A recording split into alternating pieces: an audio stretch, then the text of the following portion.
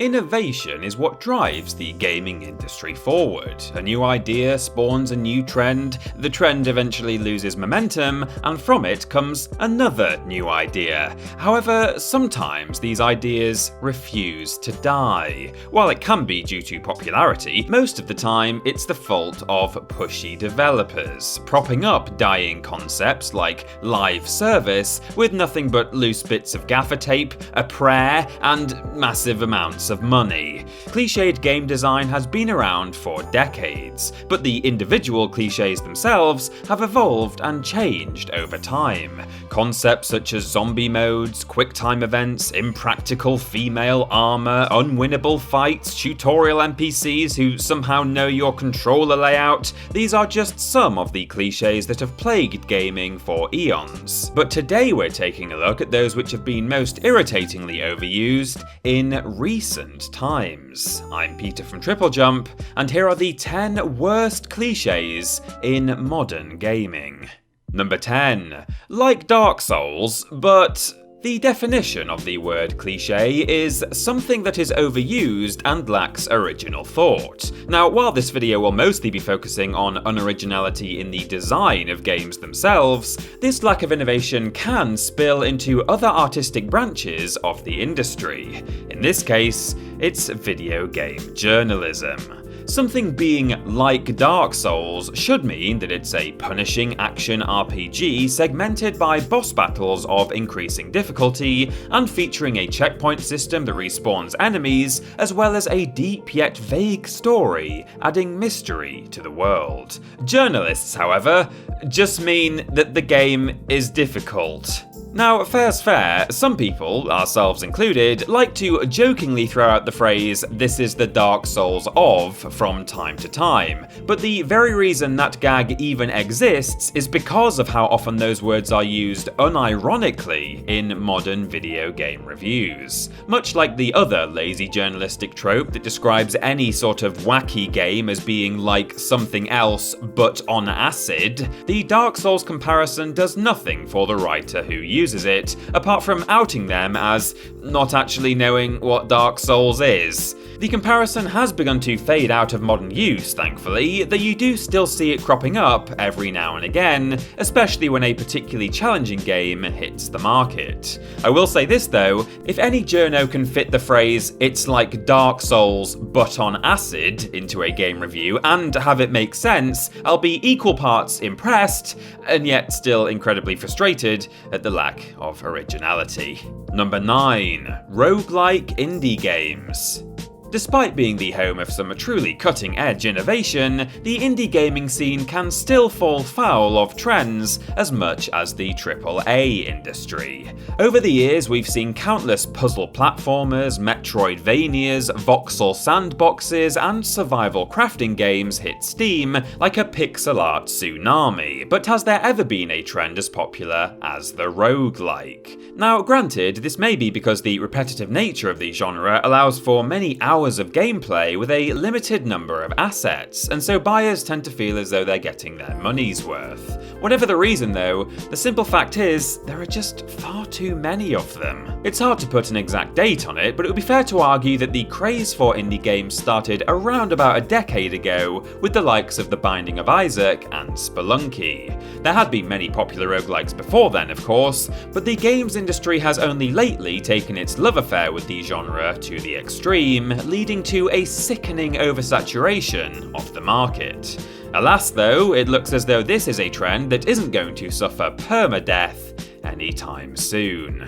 Number 8. Amnesia. What better way to justify the protagonist needing to be told the controls and plot than for them to have conveniently lost their memory? Recent culprits include Link from Breath of the Wild and the whole of the Amnesia series, obviously, but considering that the memory-based affliction is rather rare in real life, there's clearly some sort of epidemic going on in the gaming world that could do with being looked into, if we're honest. Only your generosity can help a video game protagonist retain their memories. Just £3 a month could buy a brave adventurer a helmet to protect their heads from a potential bonking at the hands of a troll, or could help fund a copy of Dr. Kawashima's brain training and a Nintendo DS. Please help a protagonist in need today. We'll have to pull the trigger.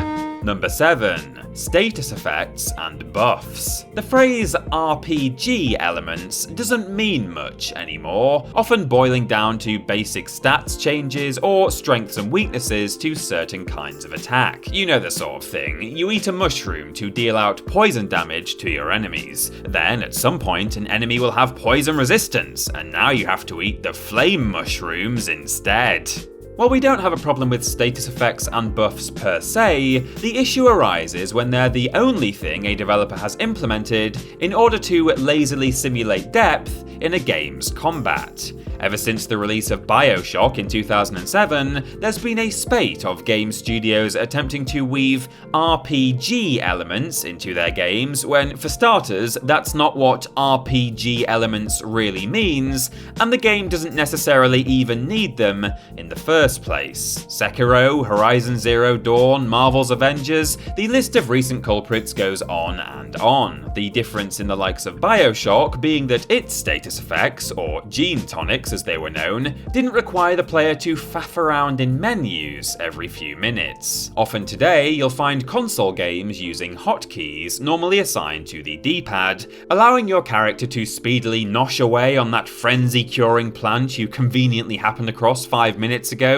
or rub their trusty axe with paprika because Baldock McDeath Dealer O'Blimey is allergic to it. This is certainly better than hiding everything several menus deep, no doubt, but to put it bluntly, either status effects are lazy and outdated, or someone just hit me with a drowsy debuff because, yawn yawn.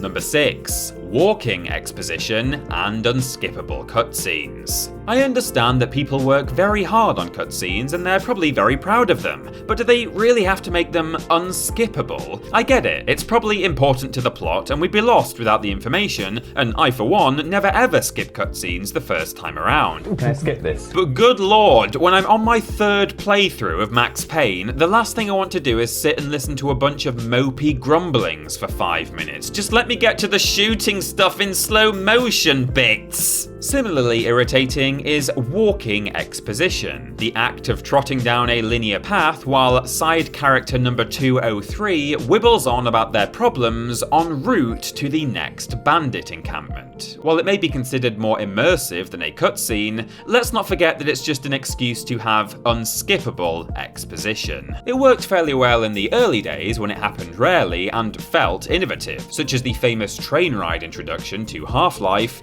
but if we don't put a stop to this soon, we're eventually going to get entire games where all you do is walk around and watch as a narrative unfolds. Oh yeah.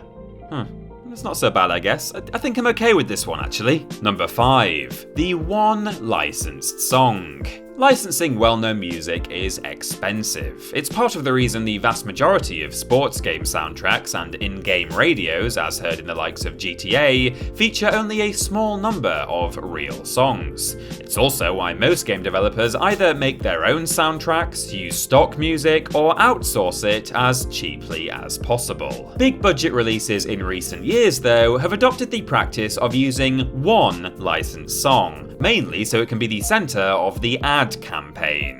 While they'll most likely use it in the game itself as well, as part of a big climactic scene, partly to get their money's worth, let's face it, it's primarily there for the adverts. Real music has been used very effectively in games such as Red Dead Redemption, Gears of War 3, the Fallout series, and BioShock Infinite, but throwing an insert artist here song into the game just so advertisements can say that there's an insert artist here song in the game is not the sort sort of thing I'll be applauding anytime soon. The Call of Duty series is a prime offender when it comes to this trope. Ghosts had Eminem's Survival, and Black Ops 1 used both the Rolling Stones' Sympathy for the Devil and Creedence Clearwater Revival's Fortunate Son, because they are definitely unique and those songs have never been used in a soundtrack ever. Apart from all these other ones.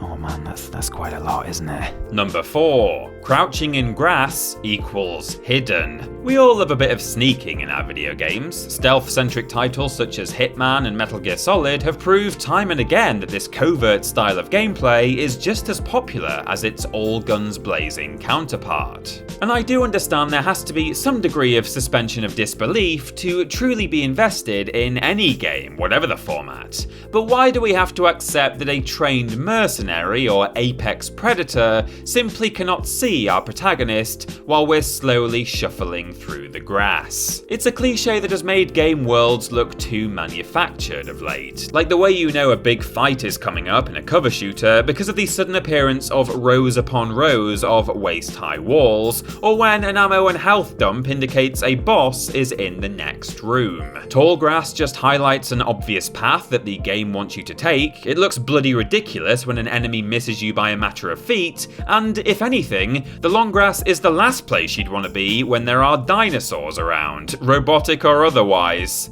Number 3. Tight squeeze loading screens. AAA games are designed to be as big as technology will allow. Due to this, there will inevitably be times the game has to load. The less obvious they are, the better, no doubt. There have been many clever ways that games have either hidden or utilised their loading times, such as Resident Evil's door screens, FIFA booting you into the preloaded practice arena, or Batman Arkham Knight, which hid loading screens completely by not working in the first place. However, the act of a character slowly shuffling through a tight passage while the next area loads has been massively overused as of late. Jedi Fallen Order, God of War, and Tomb Raider all make use of this feature, to name but a few. Now, it's absolutely a good thing that there are no loading screens in these kind of games, and when this trope was brand new, it was one of the best quality of life touches of its time, in my opinion. But the fact that this happens so often now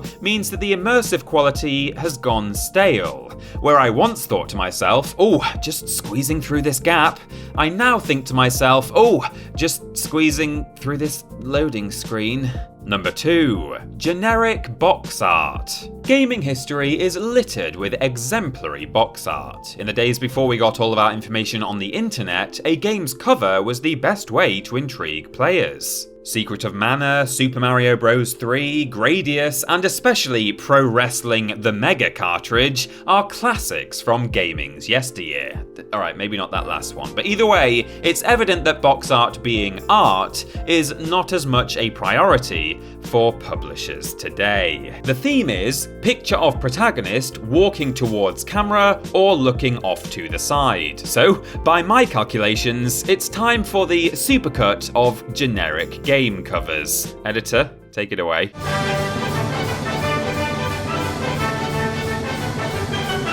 Terrible. You have to feel sorry for the developers. They sink hours upon crunch-laden hours into making the game, only for the publisher to slap soldierhead.png onto a generic background.jpg, and then boot up rip-off special edition.exe.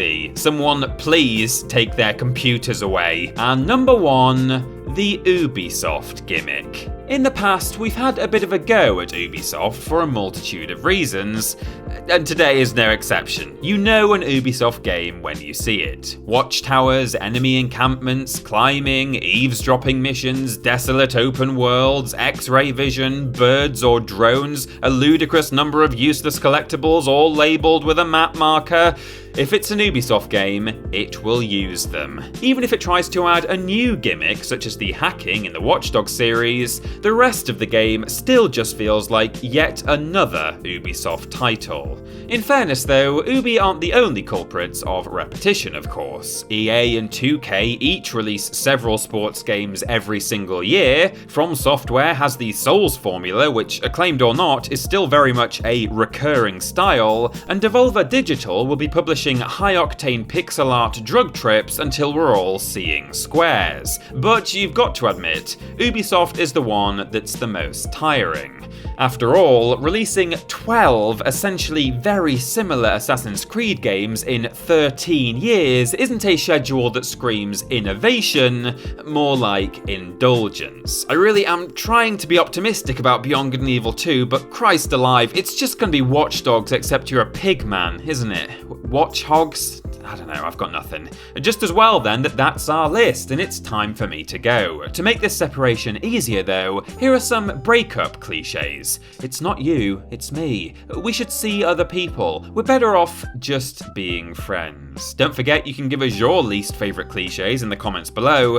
Gaming ones, I mean, not breakup ones. You can follow myself on TripleJump on Twitter here, and if you want to support the things you enjoy, then why not have a look at our Patreon. Finally, don't forget to like the video, share it with your friends, and subscribe to the channel.